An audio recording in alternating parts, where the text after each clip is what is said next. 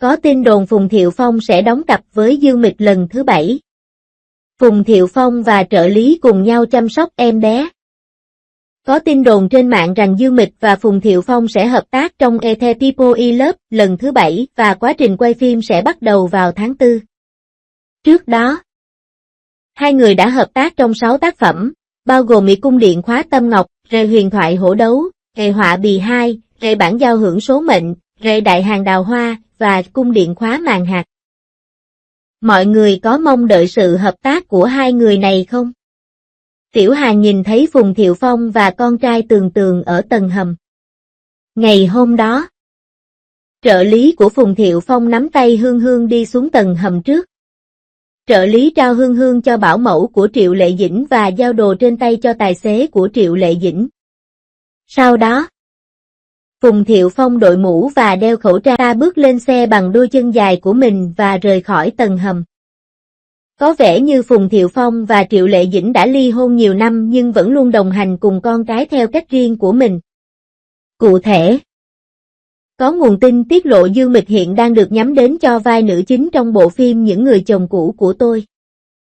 Đây là dự án phim được làm lại từ tác phẩm Omameda Taoka and Her Thief Husband của Nhật Bản. Nội dung phim Những Người Chồng Cũ của Tôi kể về nhân vật Điền Đại Đậu, người trải qua 3 cuộc hôn nhân và mối quan hệ với những người chồng cũ.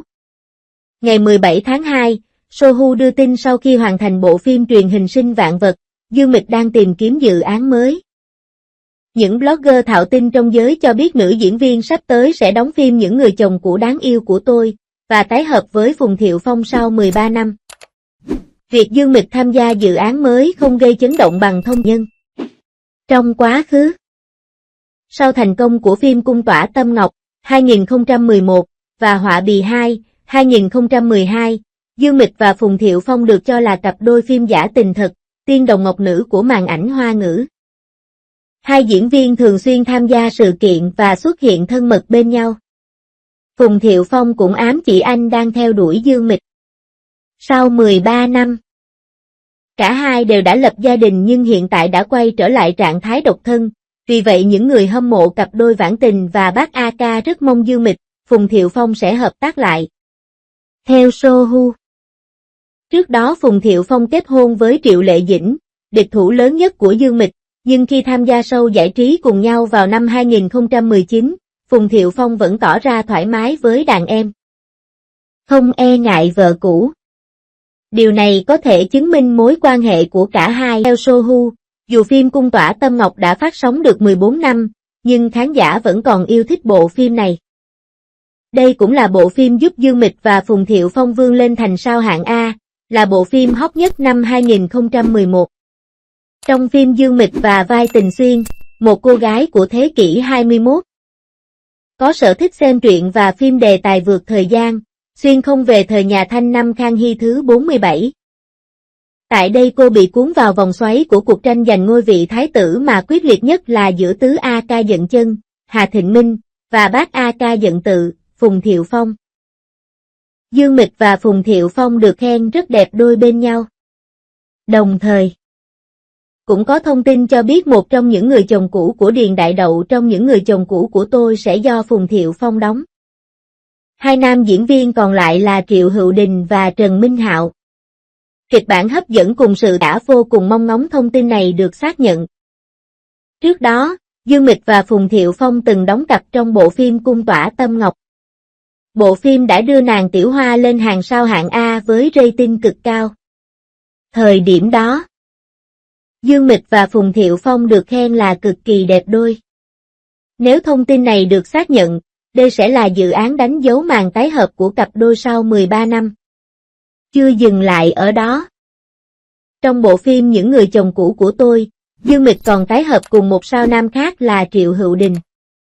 Trước đó, cặp đôi cũng từng đóng chung trong Tam Sinh Tam Thế Thập Lý Đào Hoa và Vang Danh Châu Á. Đây cũng được biết đến là một trong những bộ phim thành công nhất trong sự nghiệp diễn xuất của Dương Mịch.